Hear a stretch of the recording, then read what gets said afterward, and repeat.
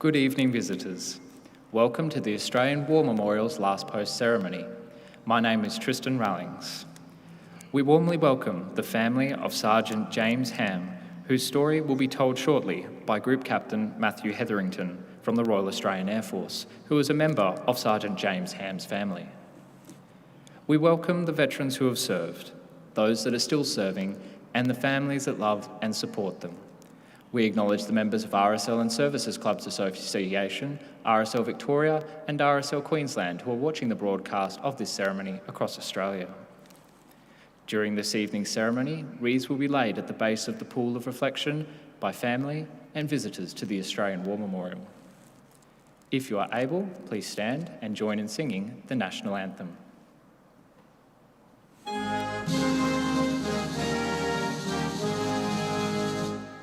Australians, oh, let us rejoice, for we are one and free.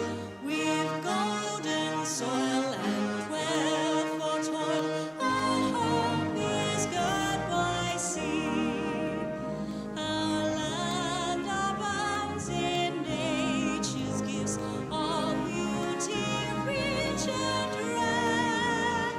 In history's page, let every stage advance Australia fair.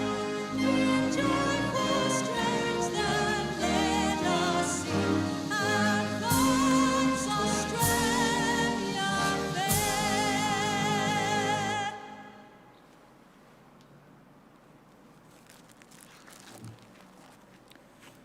The Australian War Memorial was the vision of Charles Bean, Australia's First World War official historian. Bean landed with the Australian troops on Gallipoli and stayed with them at the front through to the end of the war. The idea of this national memorial and museum came to him at Pozières, France, in the depths of the bloody fighting of 1916. Bean's idea was that this would be a place where families and friends could mourn loved ones buried in faraway places. It would also be a place that could help all Australians understand what these men and women had endured and what they had done for us. Bean's vision, to which we remain true, is best expressed as inscribed in the entrance to the memorial's galleries. Here is their spirit, in the heart of the land they loved, and here we guard the record which they themselves made. Tonight, we will read the story behind just one of those on the Roll of Honour, which lists the names of the more than 102,000 men and women who have given their lives for us in war and on operations for more than a century. But first, we present a lament, Flowers of the Forest. Wreaths or floral tributes will now be laid at the base of the pool of reflection.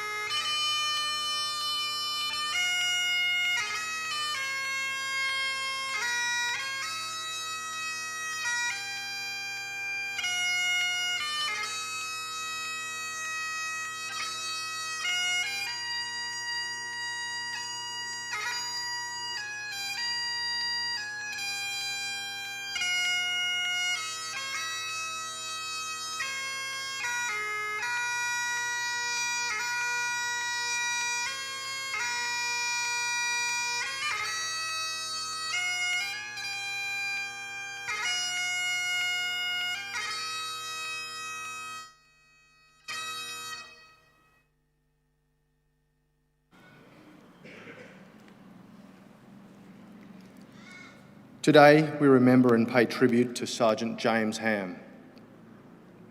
James Ham was born on the 24th of March 1884 to John and Anne Ham of Giants Creek, New South Wales. He was educated at the local school and went on to work as a labourer in the district. James Ham enlisted in the Australian Imperial Force in February 1916 at the age of 29. He underwent a period of training in Australia before leaving for active service overseas with the newly formed 34th Battalion. Ham arrived in England in June 1916 and continued training as a member of a machine gun section in the 34th Battalion before being sent to the Western Front in late November. Ham arrived on the battlefields as the fighting of 1916 was slowing to a halt for the winter.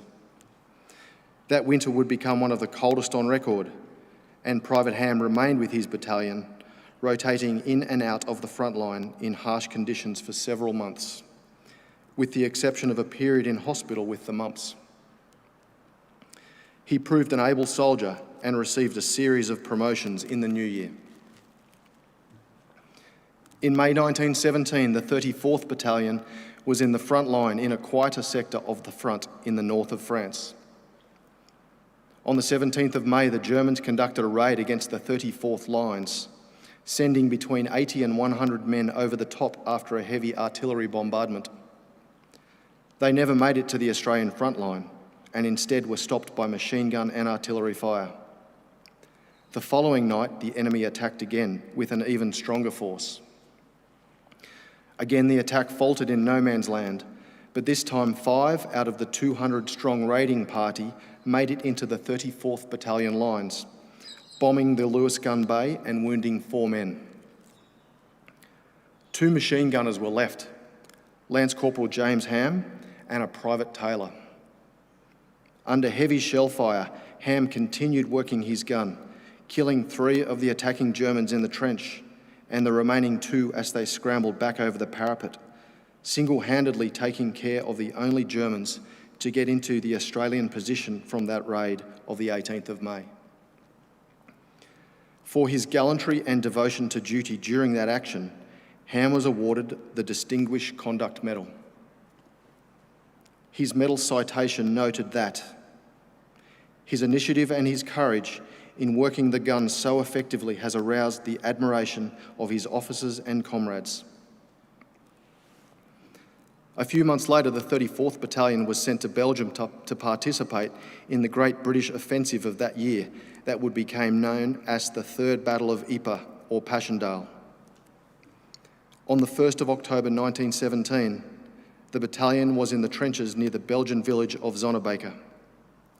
Their position came under heavy artillery fire on Alpha Company's position that morning, causing the deaths of 54 men. One of the men killed that day was Sergeant James Ham. His gravesite was lost, and today he has no known resting place. He is commemorated on the Menin Gate memorial to the missing in Ypres, not far from where he died. He was 30 years old. His name is listed on the Roll of Honour on my right, amongst almost 62,000 Australians who died while serving in the First World War.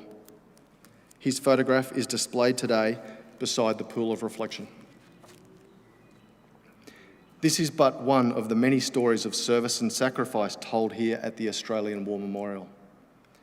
We now remember Sergeant James Ham, who gave his life for us, for our freedoms, and in the hope of a better world.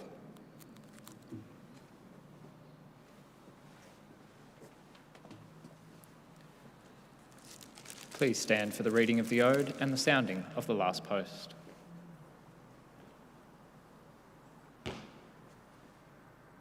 They shall grow not old, as we that are left grow old. Age shall not weary them, nor the years condemn. At the going down of the sun and in the morning, we will remember them.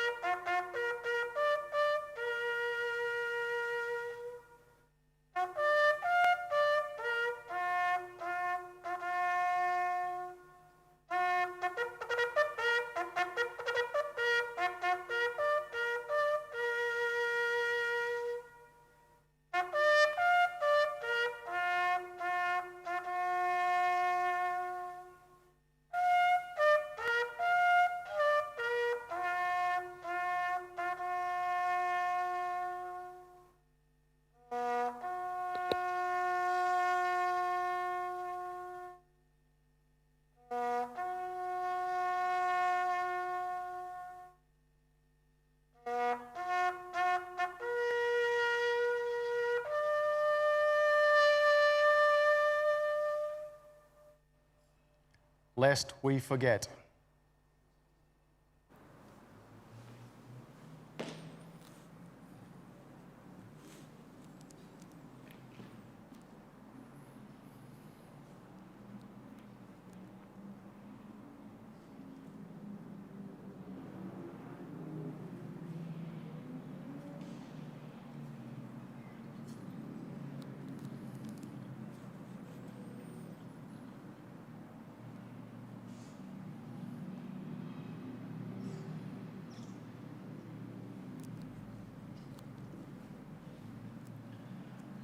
We leave you this evening with the words of the memorial's founder, Charles Bean.